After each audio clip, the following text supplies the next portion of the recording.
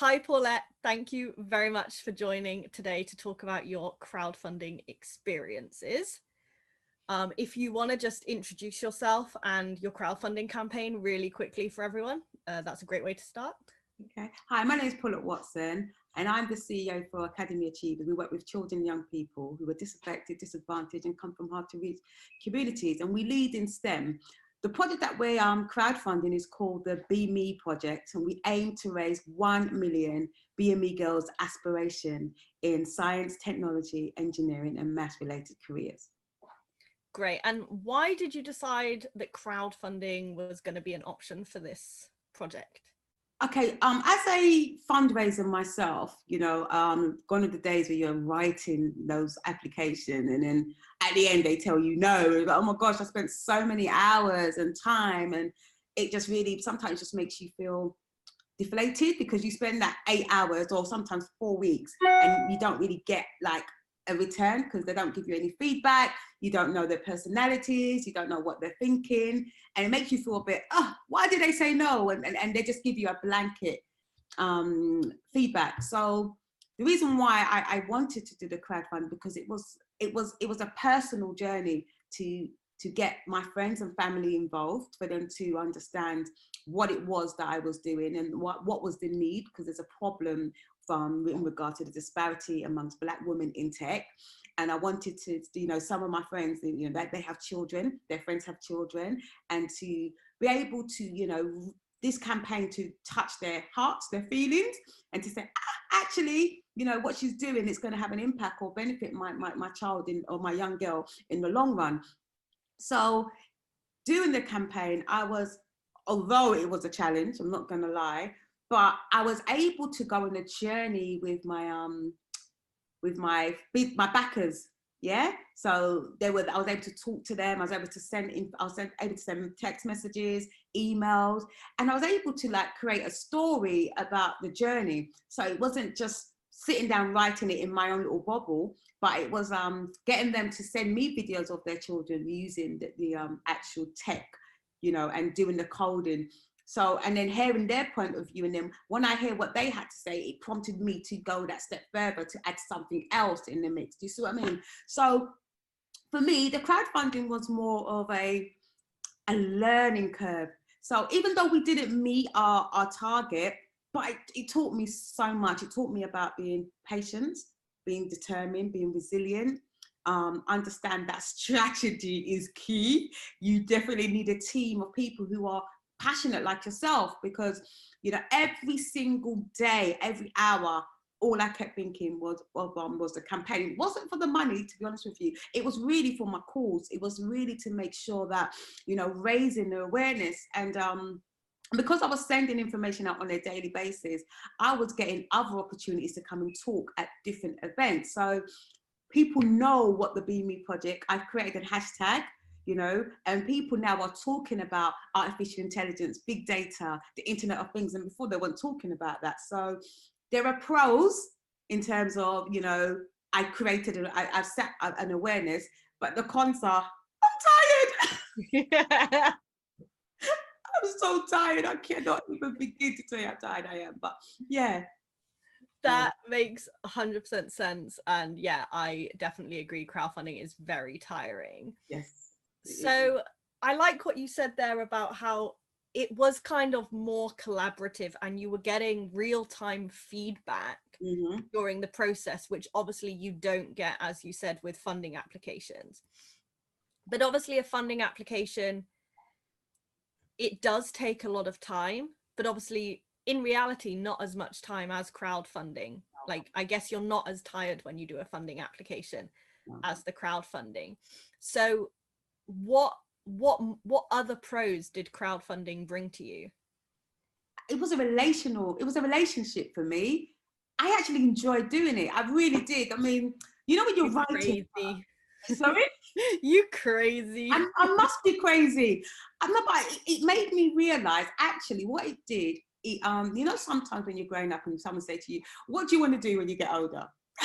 And I tell you what, I didn't realize that digital content, creating digital content, I thoroughly enjoy that.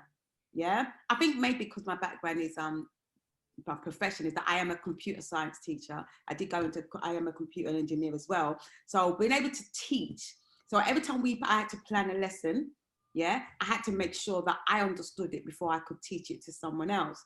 Yeah, so when I was creating this content, I needed to make sure that, you know, what was the why in my creation? How was I going to do it, and what was it about? What was the purpose? And because I kept doing that every single day, it became a habit. So even now, I still post, I'm still creating content because I did it every single day consistently for 4 weeks. Yeah, definitely. And what was your favorite type of content to create? You're going to think I'm weird. I think the favorite bit was the strategy bit, just planning it. Mm-hmm. I mean, I can do the video stuff, but that's time consuming and I have to go over it. It's a bit, yeah, I don't like that bit. So I like delegating. I did used to do it before, so I delegate. So those who are good at video content editing, I say, hello, it's for you. Those are good at doing the, you know, the Twitter, I gave it to them. Those are good at doing the LinkedIn, I gave it to them. So I think seeing my plan on a piece of paper and then seeing it come to life, that was really fun for me, you know what I mean? And then just sharing it. But it's just probably getting more people in the mix would have helped a bit more for me. Yeah, that makes sense. And then if you were going to run a crowdfunding campaign again, what things would you change about how you did it for the second time round? I think, to be honest, I think I did do the planning. I did have that. I just think more people with the right skill set. That was my only downfall. I personally believe just more people, probably about a good 15 people in the team, just to constantly just be badgering people. Because people, once I kept sending messages, people did pay. But then that gets a bit much when it's just like 2 of you. Well, no, 3 of us. We needed more. We really needed more. That makes sense. So is that your, you know, tip to someone that's going to crowdfund that hasn't necessarily done one before, is just, you know, have a good team? Have a good team. Plan. First of all, planning is key for every single day. Know what you're planning. Make sure you've got your assets, your content. Make sure you've got your video. Make sure you've got you have the right message, and make sure you have a list of your contacts as well, because it can get a bit overwhelming when you're thinking, oh my God, I thought I contacted that person and you didn't, you know, so you just want consistency and you want it to be in an orderly manner. So one of my key tips is definitely having a strategic plan to execute your crowdfunding. Understand the psychology about the people who you are engaging with. Make sure that, you know, you touch the core, you know, understand what it is that they are interested in. It's not about you, it's about them, making them feel that they've done something that is of significant. Yeah, so one of the key things for me was that when I did my talks, then I got them in a place where they went, okay, how can I help?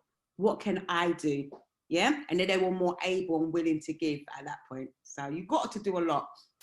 And what was, you know, you mentioned psychology there. What was like the most interesting psychological thing that you saw happening through your experience?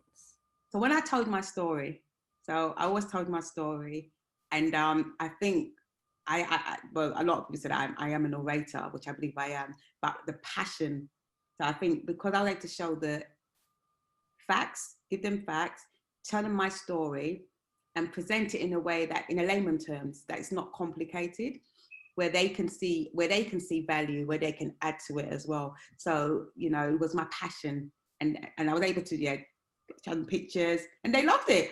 And I was asked back and back and back, and, you know, come back again. All these different people, schools liked it. The young girls especially loved, you know, because obviously I had to change my conversation, but they were able to tell their mum about the Be Me, and they got their parents involved. So yeah. That's really good. So other than obviously the money, you say you didn't hit your target. No. What other things did you win from your crowdfunding experience? Backers, now more people, raised awareness, and it's not, you know what, Jess, it's not over until when a fat lady sings, yeah, or screams. So I learned a lot. I got a lot of people who said, you know, Paulette, keep doing what you're doing. and Rome wasn't built in a day. And because one of the things, the significant thing for me was, and Jess will tell you this, I was going, I said, gun blazing, Jess, we need to do this, we need to do this big. Jess says, no, Paulette, no, you've got to really think about this thoroughly. And I'm glad that you said that, and you really guided me, because definitely just understanding the climate of where my environment, or what I'm dealing with. My community didn't understand fully, or a lot of people didn't, not only my community, but a lot of people didn't understand what it meant by the new and emerging technologies, didn't understand about algorithms, didn't understand about artificial intelligence, machine learning, Internet of Things, all those stuff, genomics, quantum computing. They didn't know. So they're looking thinking, what are you talking about? And one thing I've learned, that sometimes you have to keep reminding them, because once is not enough, twice is not enough, but 3, 4 times, that's when they think, yes. And that helped, because people, because I thought, oh my God, I don't want to keep sending them messages about money. But the 4th time, they paid. Yeah. People really need to be reminded of things constantly. They really do. But also, you're kind of, ahead of the curve. Talking about getting more girls in STEM, like, it's a pretty new thing. And then combining that with crowdfunding, like, unfortunately your job's kind of hard, because you're having to tell everyone about the problem and teach people about the problem, and then go ahead and then ask for the money. So I'd say give it 2 years, maybe like 3, and by that point everyone will kind of understand girls in STEM is a big issue.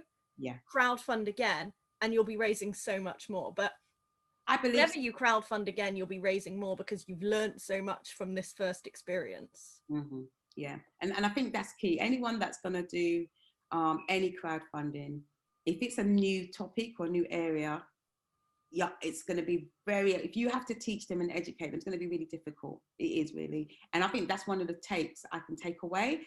I don't feel like a failure. I really do feel that the people just didn't understand. And it's relatively new.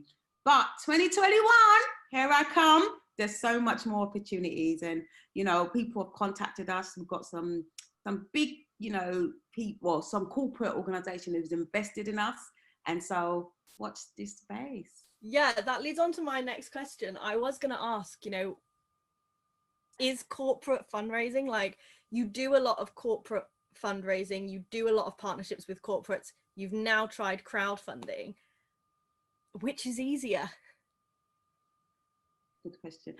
Corporate funding is easier. I prefer that, because easier, because all I have to do is talk.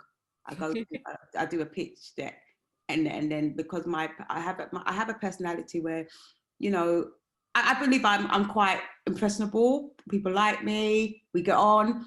So and I do know my stuff. I'm not even being big-headed. I love technology. I understand it. I understand it from the basic to the complex, and I'm able to explain it in a way that even a 4-year-old could understand it. With the crowdfunding, it's a different ball game. Crowdfunding, you're dealing with your clients or your backers. It's a different, how you present the information is totally different. So for example, when I used to teach, we used to have the abled, the middle, and the less abled. Yeah. So I'm not saying that my backers are the less able, but we had to make sure that when we had to create the lesson, we had to understand differentiation by outcome. So when I create the content, I know that my backers will receive it differently. So I had to make sure I tweak or tailor-made the information. Whereas my corporate, when I'm speaking to that audience, I know that I have to, create the information so it's more not only engaging, but they need to see how they're gonna benefit. Yeah. So I've got to take them on a journey, tell them a story, but what are they gonna get from it? What is my why? How they're gonna get it, and what is gonna be the social impact? Cool. And obviously, if anyone wants to get in touch with you because they want more women in STEM and all of those things, how can they contact you from your personal? Yeah, you can go to my personal website. It's www.paulettewatson.com. You can. Okay, cool. Yeah, there. I will add that to the link. And finally, is there anything else that you want to add? Crowdfunding is good. No, it is. It is. Don't think that it's just a walk in the park, because it's not. It's a full-time. It's a commitment from you. You have to be resilient, but there are some attributes that you would get from it. You know, you get to know your backers. One, you be able to develop your passion, because it's not for the light-hearted. I tell you, it's for those people who are really ready to enjoy it to the end. So, yeah, thank you. Awesome. Thank you very much.